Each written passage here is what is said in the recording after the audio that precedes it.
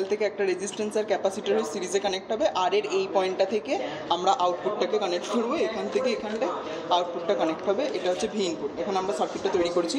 এখানে আমরা করেছি রেজিস্ট্যান্স আর ক্যাপাসিটরকে প্যারালাল করেছি। প্যারালাল করার পয়েন্ট থেকে একটা পয়েন্ট থেকে রেজিস্ট্যান্স গেছে, রেজিস্ট্যান্সটার পর আবার একটা পয়েন্টে ক্যাপাসিটর কানেক্ট হয়ে গ্রাউন্ড হয়েছে। এই ক্যাপাসিটর আর এই রেজিস্ট্যান্স সিরিজে আছে, এই ক্যাপাসিটর আর এই রেজিস্ট্যান্স প্যারালালে আছে।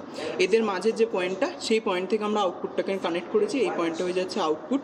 এই পয়েন্টটা, এটা খুব ইম্পর্টেন্ট, এই পয়েন্ট, ইয়েস, এই পয়েন্টটা কানেক্ট করেছি আর এখানে আমরা ইনপুট দিয়েছি। এরপর আমরা যখন 100 ভোল্ট হার্জে রেখেছি তখন আমরা আউটপুট পাচ্ছি 2.4 ভোল্ট। মানে এটার ক্ষেত্রে কী হবে, এটা ব্যান্ড রিজেক্ট, লোকে পাস করতে দেবে, হাইকেও পাস করতে দেবে, মিডিলের একটা ব্যান্ডের ক্ষেত্রে গেনটা কমে যাবে।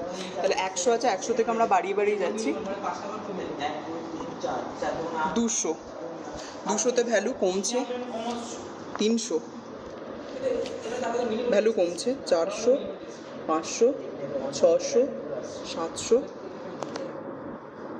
1000, 1000-এ গিয়ে ভ্যালুটা কমলো। এরপর আমরা 1000 থেকে আস্তে আস্তে বাড়িয়ে নিয়ে যাচ্ছি 2000, ভ্যালু কমছে 3000, ভ্যালু কমছে, ভ্যালু বাড়ছে, মানে ভ্যালু কমলো, কমার পর ভ্যালু আস্তে আস্তে আবার বাড়তে শুরু করছে, ভ্যালু বাড়তে শুরু করেছে, ভ্যালু বাড়তে শুরু করেছে।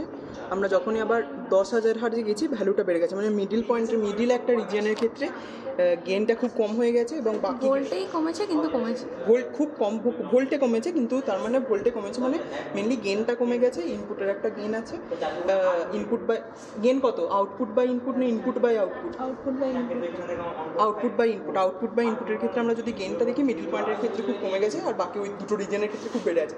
এটা হয়ে গেল ব্যান্ড রিজেক্ট ফিল্টার। ইয়েস।